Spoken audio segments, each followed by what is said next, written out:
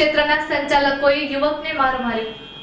Amreli civil hospital પાછળ આવેલા એક અન્ન ક્ષેત્રમાં જમવા ગયેલા યુવક પર સંચાલકો અને અન્ય શખ્સોએ પાઇપ વડે હુમલો કરી ગંભીર ઇજાઓ પહોંચાડી હોવાની ઘટના સામે આવી છે।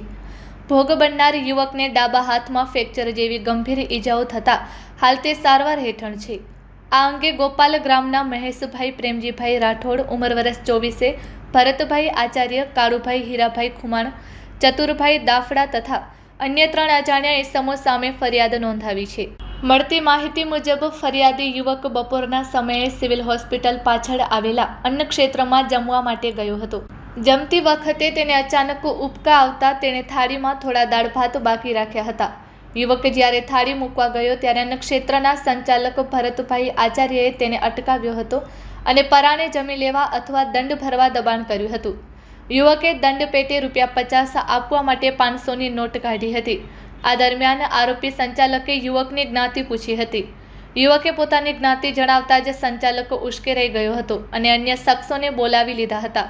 આ તમામ શખ્સોએ એક સંપ થઈ યુવકને પ્લાસ્ટિકની પાઇપ વડે બેરહેમ માર માર્યો હતો।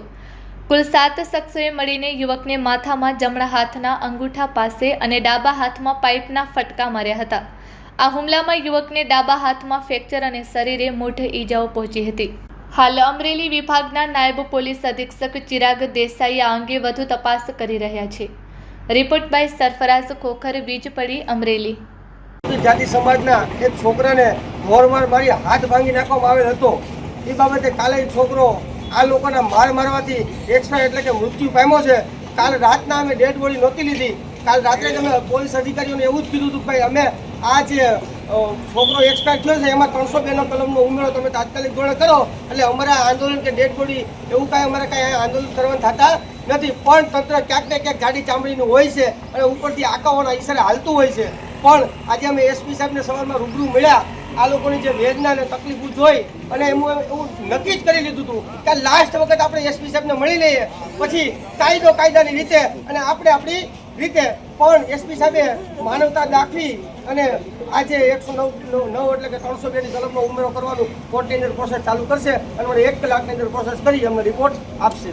જે છે આ મૃતકના પિતાજી છે, આ મૃતકના મમ્મી છે, આ મૃતકના બેનભાઈ છે।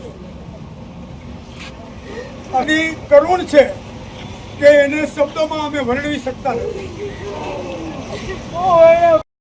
ફરિયાદ દાખલ કરવા માટેની ચીમકી આપેલી છે અને આજે અમે અત્યારે પરિવારજનોને સાથે રાખી અને એસપીને મળતા એસપીએ જે ખાતરી આપી છે, એસપી અને પોલીસ તંત્ર અમને જે સમાજને અને પરિજનોને ખાતરી આપી છે એમાં ખરા ઉતરે, નકર અમે લડવા બેઠા છીએ અને લડીને ન્યાય મેળવીને જ લઈશું।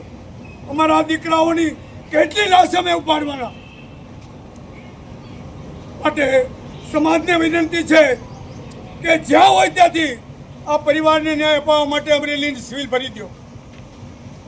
જય સંવિધાન।